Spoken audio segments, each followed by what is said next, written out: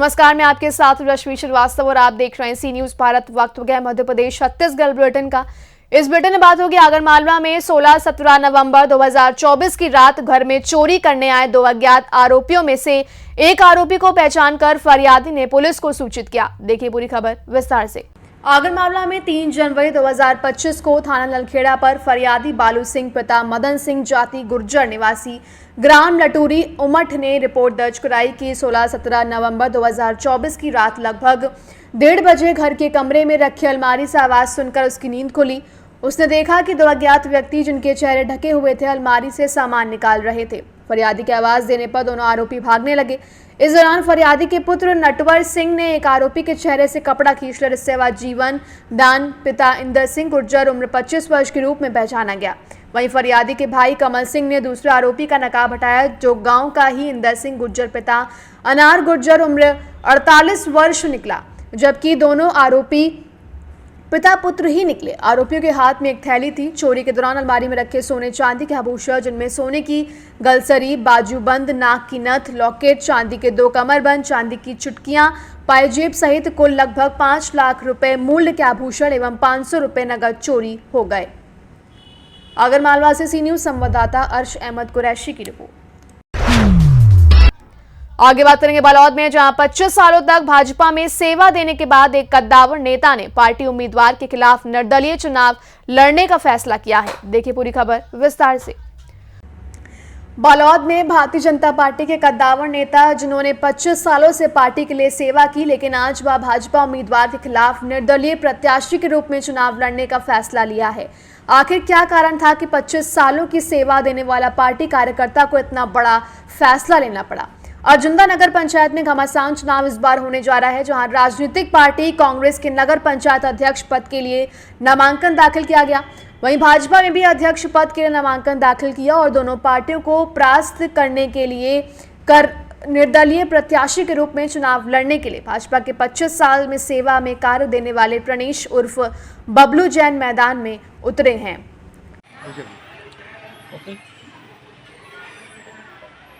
चालू करूं? मेरा नाम प्रणेश जैन, वार्ड नंबर 14 का निवासी हूँ। अर्जुंदा रहता हूँ नगर पंचायत में। और जहाँ तक बात ये है कि मुझे आप कह रहे हैं कि पार्टी छोड़ के जाना क्यों पड़ा। पार्टी में लगातार मेरे साथ इसके पहले 2014 में भारतीय जनता पार्टी यहाँ सामान्य सीट हुई थी, तो कांग्रेस से आए भाई हरीश चंद्राकर को टिकट दिए। उस समय भी मेरी टिकट फाइनल हो गई थी। उस समय भी मेरे साथ अन्याय हुआ, छल हुआ। और उसके बाद पार्षदों के द्वारा चुनाव हुआ, तो उस समय भी सीट उसके बाद पिछड़ा वर्ग हो गया। अभी सीट वापस सामान्य हुआ और सामान्य हुआ और मेरी टिकट जिस विश्वस्त सूत्रों से मुझे ज्ञात हुआ कि मेरा नाम मंडल से भी चला गया था, मेरा नाम जिले से भी चला गया था, संभाग में मेरा नाम पहला था, फिर मेरे नाम को काट दिया गया। बालोद से सी न्यूज संवाददाता रोमेंद्र कुमार सोनवानी की रिपोर्ट। रुक करेंगे छतरपुर जिले के घुवारा में मुख्यालय पटवारी देवेंद्र राजपूत को रिश्वत के रूप में 5,000 रुपए लेते हुए ईओडब्ल्यू द्वारा गिरफ्तार किया गया। देखिए पूरी खबर विस्तार से। छतरपुर जिले के घुवारा में दोपहर को मुख्यालय पटवारी को विजिलेंस ने 5,000 रुपए की रिश्वत लेते हुए गिरफ्तार किया है। आपको बता दें, मुख्यालय पटवारी देवेंद्र राजपूत ने 7,000 रुपयों की तरमीम कराने की एवज फरियादी प्रकाश सिंह निवासी घुवारा से मांग की गई, जिसमें 2,000 रुपए पहले ले लिए थे। बाकी 5,000 रुपए आज लेते हुए गिरफ्तार किया है। कार्यवाही में ईओडब्ल्यू डीएसपी उमानबल आर्या, निरीक्षक संजय बेदिया के साथ स्टाफ मौजूद रहा। मैम, जो आज कार्रवाई की गई, कैसी क्या कार्रवाई की गई? जो यहाँ पटवारी हल्का नंबर 3 के पटवारी हैं, उनको 5,000 रुपये की रिश्वत लेते हुए रंगे हाथों पकड़ा है जी। उन्होंने 7,000 रुपये की मांग की थी। जो ज़मीन का कब्जा है उसके नक्शे को तरमीम करने के लिए उन्होंने 7,000 रुपये की रिश्वत मांगी थी, जिसमें वो 2,000 रुपये की राशि पहले ले चुके थे। आज 5,000 रुपये की बकाया राशि उनको रंगे हाथों पकड़ा गया है या उनको रंगे हाथों पकड़ा गया है। उन्होंने रिश्वत की राशि लेकर जो उनका चौकीदार है उसको दे दिया और वो फरार हो गया राशि लेकर। किसके द्वारा? तो उनके हाथ जब धुलवाए गए तो उसमें पूरा जो हमारा केमिकल का रंग है तो गुलाबी आया। क्या कार्रवाई की गई उनके? जो हमारी वैधानिक कार्रवाई है वो चल रही है अभी, और पटवारी के खिलाफ भी चल रही है, और जो चौकीदार भाग गया उसके खिलाफ भी वैधानिक कार्रवाई की जा रही है। छतरपुर से सी न्यूज संवाददाता कुलदीप सक्सेना की रिपोर्ट। आगे बताएंगे, देवास पुलिस ने वन्यजीव तस्करों के खिलाफ बड़ी कार्रवाई करते हुए 5 आरोपियों को तेंदुए की खाल, नाखून और अवैध हथियारों के साथ गिरफ्तार किया। देखिए पूरी खबर विस्तार से।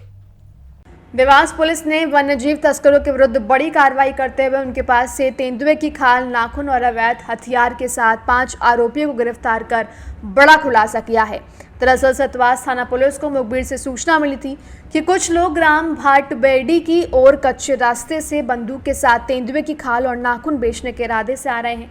वहीं ये लोग नर्मदा नदी के किनारे घने जंगलों में वन्यजीवों का अवैध हथियारों से शिकार कर वन्यजीवों की तस्करी भी करते हैं। कन्नौज एसडीओपी केतन अडलक के निर्देशन में थाना प्रभारी बीडी बीरा ने अपनी टीम के साथ मुखबिर द्वारा बताए गए स्थान पर पहुंचे और उक्त स्थान पर दबिश दी गई। गठित टीम के द्वारा मौके पर पहुंचकर 3 आरोपियों को पकड़कर सख्ती से पूछताछ की गई और पूछताछ के दौरान आरोपियों द्वारा बताया गया कि बंदूकें और बारूद रामनिवास बाचनिया नामक व्यक्ति से खरीदी गई थी, जो अवैध रूप से हथियार बनाता और बेचता है। वहीं बारूद मुर्तुजा निवासी देवास द्वारा उपलब्ध कराया जाता है। बताइए कि किस तरह का खुलासा आज पुलिस ने किया है और क्या कुछ सफलता पुलिस को मिली, किस थाना क्षेत्र का पूरा मामला है, कितने आरोपी और क्या मशरूका है सर?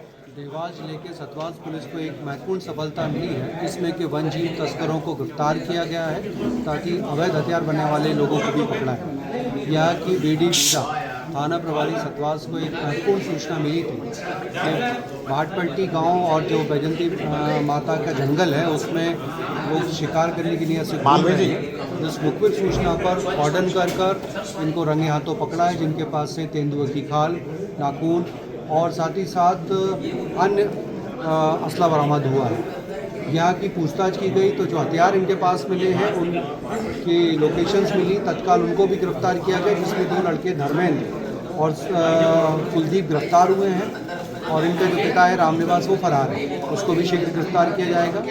यहाँ के इन हथियारों को बनाने के लिए जो छोटे कलपुर्जे और गन पाउडर दिया जाता था उसमें भी एक व्यक्ति का नाम आया है, जिसके लिए टीम रवाना है, शीघ्र उसको भी गिरफ्तार किया जाएगा। क्या सर क्या बेचते थे, तस्करी करके हथियार? इनसे अभी प्रारंभिक पूछताछ में ये आया है कि इसको बेचकर इनको ये मार्केट में बेचते थे और ये बेचने खरीदार कौन है, इसके बारे में टीम लगातार अभी पूछताछ करेगी। इनका PR लिया। देवास से सी न्यूज संवाददाता सोनू सिंहनाथ की रिपोर्ट। लोकरंग डिंडोरी में जहां नगर परिषद के वार्डों में सीएम फेज 3 योजना के तहत सीसी सड़क निर्माण में ठेकेदार द्वारा भ्रष्टाचार और नियमों की अनदेखी किए जाने का आरोप लगाया गया है। देखिए पूरी खबर विस्तार से। डिंडोरी जिला मुख्यालय में नगर परिषद डिंडोरी के वार्डों में खराब पड़ी सैकड़ों का नवनिर्माण सीएम फेज 3 योजना अंतर्गत किया जा रहा है, ताकि वार्ड वासियों का आवागमन सुगम होने के साथ ही नगर की सुंदरता बढ़ सके। लेकिन शासन की मंशा पर पानी फेरते हुए ठेकेदार द्वारा नियमों की अनदेखी कर सीसी सड़क निर्माण में जमकर भ्रष्टाचार किया जा रहा है। मामला डिंडोरी के विधायक बंगले से लेकर मुख्य मार्ग तक चल रहे सीसी सड़क और नाली निर्माण का है, जहां ठेकेदार अपनी मनमानी पर उतारू हैं। आलम यह है कि सीसी सड़क निर्माण पूर्ण होने को है, लेकिन अब तक हो रहे कार्य का सूचना पटल तक ठेकेदार ने नहीं लगवाया है। इस बीच स्थानीय कांग्रेसी नेता राधेलाल नागवंशी ने क्या कुछ कहा, आइए सुनाते हैं। सर, शहर के वार्डों में सीसी रोड का निर्माण कार्य चल रहा है, उसमें ठेकेदारों द्वारा लापरवाही बरती जा रही है। जिस रोड के रेफरेंस में आपने अभी चर्चा की है, मुझे अभी कुछ ही दिन ज्वाइन की हुआ है, मेरे संज्ञान में नहीं था, मैं उसको चेक करा लेता हूँ।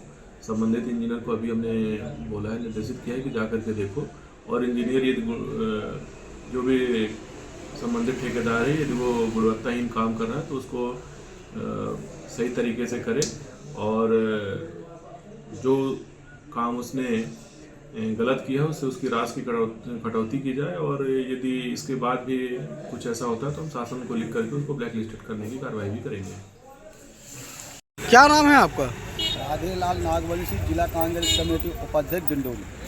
विधायक जी के घर से ये जो मेन रोड तक रोड बन रही है, सीसी सड़क और नाली का निर्माण किया जा रहा है, इसी गुणवत्ता को लेकर क्या कहेंगे? उसमें गुणवत्ता पूरे ठेकेदार के ऊपर जाता है। ठेकेदार सही सीमेंट, सही रोड और वो होते हैं उसमें पाइप में को जिस तरीके से बनना चाहिए वो तरीके से वो नहीं बना रहा है, उसमें गुणवत्ताहीन है।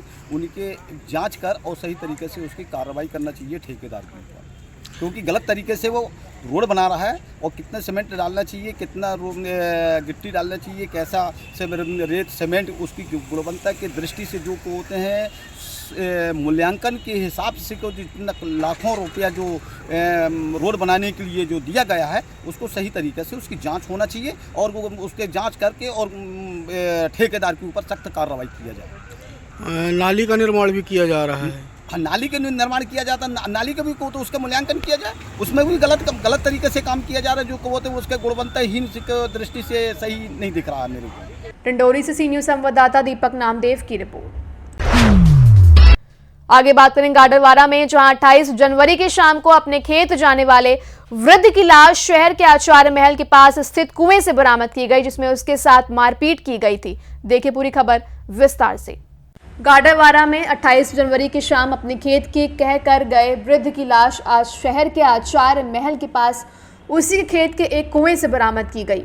पुलिस ने बताया कि रात में उसके खेत में काम करने वाले मजदूर ने घर आकर बताया कि 2 लोग भैया को बुरी तरह मार रहे हैं, जिसके बाद घर वालों ने पुलिस को सूचना दी। वहीं पुलिस रात में घटनास्थल पर पहुंची। काफी परिश्रम के बाद लाश कुएं में मिली। हत्यारों ने वृद्ध हरिओम की हत्या कर लाश कुएं में फेंकी और हत्यारे हत्या कर फरार हो गए। पुलिस हत्यारों की तलाश कर रही है। वहीं लाश मिलते ही परिजनों में कोहराम मच गया। पुलिस ने लाश को कब्जे में लेकर पोस्टमार्टम के लिए भेजते हुए अग्रिम कार्यवाही शुरू कर दी है। मृत बॉडी मिली है, क्या है पूरा? कल रात में हमको खबर मिली थी, एक इवेंट आया था जिसमें ये बताया गया था कि एक व्यक्ति मिसिंग है। टैलेंटेड इवेंट था, हम लोग तस्दीक की तो ये जो आचार्य महल के बाजू में एक खेत है इनका, अपने हरिओम राजपूत का।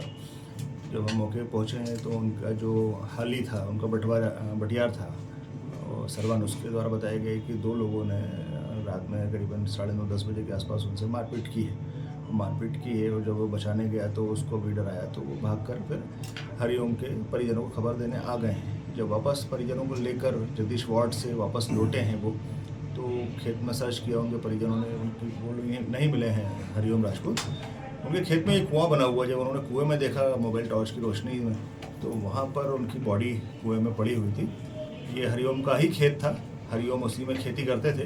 क्या ये मर्डर है? प्रथम दृष्टया तो हत्या प्रतीत हो रही है। क्या लगता है इसमें, क्या शंका समझ में आ रही है? अब इसका बाकायदा जांच में ले लिया है, पीएम करा दिया है बॉडी का, पीएम रिपोर्ट का वेट कर रहे हैं, बाकी और तथ्यों पर जांच कर रहे हैं। गाडरवारा से सी न्यूज संवाददाता दीप तिवारी की रिपोर्ट। रुक करेंगे रीवा जिले के जवा जनपद में। ग्राम पंचायत बाराह के जीआरएस प्रवीण तिवारी के साथ महिला ने जनपद सभागार में गाली गलौज करते हुए मारपीट की। क्या है पूरा मामला, देखिए इस खास रिपोर्ट में। रीवा जिले के जवा जनपद अंतर्गत ग्राम पंचायत बाराह के जीआरएस के साथ हुई मारपीट घटना। दरअसल पूरा मामला रीवा जिले के जवा जनपद अंतर्गत ग्राम पंचायत बाराह से है, जहां जीआरएस के साथ जनपद सभागार में एक महिला के द्वारा ग्राम रोजगार सहायक के साथ गाली गलौज करते हुए मारपीट करने की खबर सामने आई है। आपको बता दें कि प्रवीण तिवारी जो ग्राम पंचायत बाराह में ग्राम रोजगार सहायक के रूप में पदस्थ है, जहां वो जनपद के मीटिंग हॉल में प्रशिक्षण में शामिल हुए थे, जहां जयलली तिवारी पति राजकुमार तिवारी जबरदस्ती जनपद सभागार में घुसे और विवाह फॉर्म लेकर आए और गाली गलौज करते हुए फॉर्म में हस्ताक्षर करने का दबाव बनाने लगे। जीआरएस के मना करने पर ग्राम रोजगार सहायक के साथ मारपीट करने लगे। तभी वहां पर मौजूद जनपद के अधिकारी कर्मचारी बीच बचाव में आए, तभी जान से मारने की धमकी देते हुए चले गए। वहीं पीड़ित ने जवा थाने जाकर रिपोर्ट दर्ज कराई है, जहां पुलिस ने बीएनएस धारा 296, 132, 121, 1, 35, 3, 3, 5 अपराध पंजीबद्ध कर आगे कार्रवाई में जुट गई है। आपके नाम? जी प्रवीण कुमार तिवारी, ग्राम रोजगार सहायक, ग्राम पंचायत बाराह में हम पदस्थ हैं। क्या समस्या है? समस्या ये है सर कि कल प्रशिक्षण था जनपद सभागार में, हम उस प्रशिक्षण में उपस्थित हैं। हमारे ही गांव की एक महिला जयलली तिवारी, जो पति उनके राजकुमार तिवारी जी हैं, वो अपनी बच्ची की पूर्व में शादी कर चुकी थी 1-2 बार, लेकिन फिर भी वो मतलब अभी 18 जनवरी 2025 को अतरैला के हरधान गांव के निवासी उमाकांत द्विवेदी जी के पुत्र के साथ हुई है डोली मैरिज गार्डन में। और वो हमसे दस्तखत करा रही हैं कि मेरी इसमें सम्मेलन समारोह की जो ये फार्म है विवाह सम्मेलन का, इसमें आप दस्तखत कर लीजिए और मेरे बच्ची का फार्म सबमिट हो जाए जिससे पुण्य का काम हो सके। जबकि जानकारी यह है सत्य कि वो पूर्व में उनकी 18 जनवरी 2025 को शादी हो चुकी है, वो दोबारा 18 फरवरी में सम्मेलन में शादी करना चाहती है। रीवा से सी न्यूज़ संवाददाता अर्जुन की रिपोर्ट। फिलहाल इस बुलेटिन में बस इतना ही। देश दुनिया की तमाम खबरों के लिए आप देखते रहिए सी न्यूज़ भारत।